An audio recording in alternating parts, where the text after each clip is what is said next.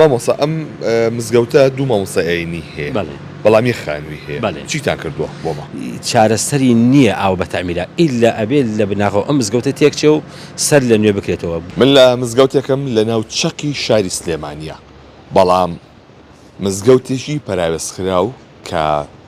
زۆرێک لە بیناکەی لەو کەلوپەللاین تایەتی بەهۆی کۆنیەوە ڕەنگە بۆ بەکارهێنان زۆرجار شیاو نەبێت. ئەمە مزگەوتی نالێ لە شاری سلێمانی وەگەی بینن هەم لە دەستشۆر و لە تەوالێتەکانی و لە چەندی شوێنی دیکە شوێنی نوێشکردن ئەم مزگەوتە بە تەواتی کۆن بووە، بۆیە تا ئێستا ئەو ڕێژی ئەو توی لێ نەدراوەتەوە. نەچمە لای مامۆستا عەبدوڕەحمان ئەشکەوتانی. سەلام عەلەیکوم مامۆستا گیان. ئەم مزگەوتە بەم شێوازەیە بۆچی تا ئێستا ئەو ڕێژی لێ نەدراوەتەوە؟ بله، بسم الله الرحمن الرحيم، الحمد لله رب العالمين والصلاة والسلام على خير خلق محمد وآله وصحبه أجمعين. ئەم مزگەوتە لە ساڵی 1966 دروست کراوە هەر لەسەر ئەرکی خێرخوازان و من لە ساڵی 2022 هاتووم بووم بە ئیمامی ئەم مزگەوتە. لە مانگی 11 ساڵی 2022 من خەریکی هەوڵ و تێکۆشانم لەگەڵ بەعزێک لە پیاوی ئەهلی گەڕاکا بۆ ئەوەی کەوا بمانەوێت ئەم مزگەوتە لە بناغەوە سەر لە نوێ دروستکەینەوە. بەڵام ئیتر قەدەری خۆی گەورە ئێمە مامەڵە و ڕێکاری یاساییەکانمان ئەوەی کە پێویستکە بۆ مزگەوتە جێبەجێمان کردووە، هەر ئەوەی ماوەکەوە خێرخوازێک بێتە بەرەوە ئیشەکە بگرێتە ئەستۆی سەر لە نوێ ئینشاڵڵا مزگەوتێکی جوان و پاک دروست بکەینەوە. مامۆستا ئەوەی کە بینری ئەمە حاڵی دیوارەکانی و تەوالێتەکانێتی دەم لاوە شوێنی نوێشکردن و هۆڵەکەیەتی باشە، ئەمە بەم شێوازە نوێشخوێنان ئەڵێن چی خۆیان هیچ هاوکاری مزگەوت ناکەن؟ وەڵاهی نوێشخوێنان کەس خەت طبعاً ئەمە لە عەسرێکان کە خەڵک بەڕاستی دەستکورتە، یعنی تواناییشان هەبێ بەسەریا حەجێکی تیا بکەیت لە بناخەوە نەکرێتەوە ئیسفادەی لێ ناکرێت. مەسەفمان تیا کردووە بۆ نمونە تەعمیراتێک دەستێکمان پیا هێناوە لە کارەبایەوە لە هەر شوێنێکەوە ئەوە ئەم گوڵۆپی ئەم هۆڵەیە ئەگەری ببینیت تقریباً 15-20 گوڵۆپە لە خلالی 8 مانگ کە تەعمیر کردووە سێ 2 گوڵۆپ ماوەتەوە، هەر لە پەساژ ئەسووتی یعنی شۆرتی تایە کارەبایەکەی جەجاڵە ئەوە تەوالێ دووشتەکانێتی هەمی یعنی خەریکە تەواو لە کار ئەکەوێت لە هەموو لایەکەوە با بڵێن لە ڕووی دەروی مزگەوتەکە دەرگاکانمان ئاوی دێتە خوارەوە نوێشخوێنان ئیزعاجە بەهاتنە ژوورەوەمان ئەنجارە بۆن و بەرامی ناو مزگەوتەکەمان حەچەنە سەحیبم بۆ داناوە بۆن بڕم بۆ داناوە بەڕاستی دیتە ئەوەندە کۆنە هیچ زەوتی ناکات بە فەرشەکانەوە بە دیوارەکانیەوە، یعنی ئەو دیوارانە ئەگەر بێت و ئەو پلاستیکە لا بچێ ڕووی ڕاستەقینە دیوارەکە دەکەوێت ئەو جا زانی کەوا چەندە دیوارەکەی وێرانەوە زۆربەی شوێنەکانمان کەڕوو ئەکات. ئەوە لەوێ غورفەیەکمان هەیە 2 غورفەشە یعنی بە ئەستەم ناتوانین سەرکەی بەو هۆدانە. ئەم حیوانە بەیانیان کە تۆزێکە لە شەوە تاوەکو بەیانی داخراوە کە دێتە ژوو یەکەم هەڵاوی گێتە بەسەرتاگە تۆزێ دەگاکە نەکەیتەوە خۆ نەگریت تەحمل ناکەی بچیت ناو مزگەوتەکەەوە. ئەمە شتێکە یعنی چارەسەری نییە ئاو بە تەعمیرە ئیلا ئەبێت لە بناغەوە ئەم مزگەوتە تێکچێ و سەر لە نوێ بکرێتەوە. بۆیە لێرەوە لە ڕێی کەناڵەکەی جەنابتانەوە داوا ئەەکەم لە خێرخوازان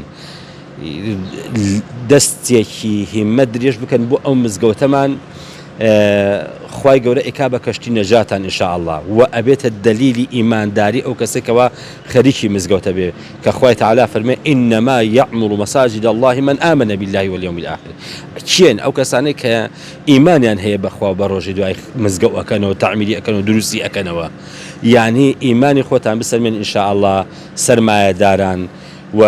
ئەم مزگەوتەمان بەڕاستی پێویستی بە دروستکردنەوە هەیە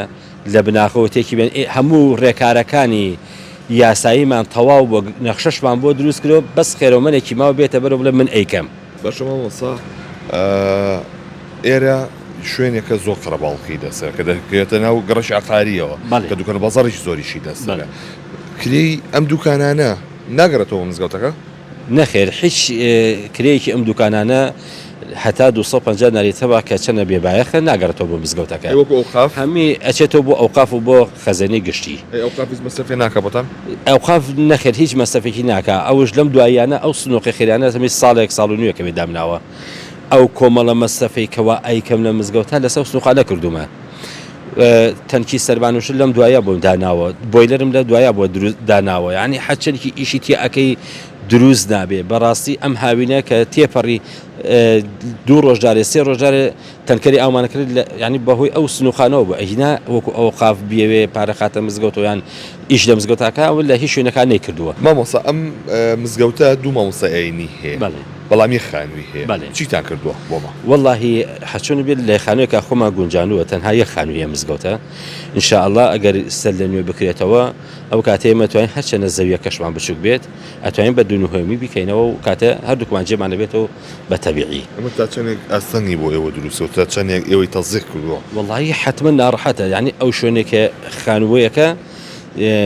تەنانەت بۆ یەک ماڵژ ناشێت تەنها مەگە بڵێن کەسێک بێ کە 2 نەفەر بێت ئێنا بۆ کەسێکی خێزاندار یاخو میواندار 2 غورفێ بچووکی هەیە ئەو خانووە ئەگەر چی زەویەکەی تقریبا نزیکەی یعنی زەوی سنووری خانووەکەی زیاد لە 100 مەترە ئەمە 2 هۆلی لەسەر کراوە ئەو لای بە حەوشەیە و این کوژراوە دەستەکانە خۆجەزە سپاس بۆ بەڕێستان بەڵێ ئەوەی کە گوێبیستی بوون ئەمە ئەو مزگەوتەی ناوچەقی شارە کە مزگەوتە بە تەواوەتی پشتگوێ خراوە بۆیە داوا دەکرێت کە خێرخوازان وەکو لایەنی حکومیش وەکو وەزارەتی ئەوقاف ئەوڕێک لە مزگەوتە باتەوە چونکە ئەمە یەکێکە لەو مزگەوتانی کە دەکرێتە ناو گەڕەکی عقاریەوە کە لۆد و قەرباڵغێکی زۆری دەسەرە ئەم گەڕەکە ژماری زۆر لە چێشخانە و چایخانە هەیە لەم ناوە نیۆڕوان و ئێوارە زۆر قەرباڵ دەبێت هەوڵەتی زۆر سەردانی ئێرە دەکات بۆیە ئەم مزگەوتە تابێت کۆنتر دەبێت و هیچ ئاوڕێکیشی دێنەدراوەتەوە.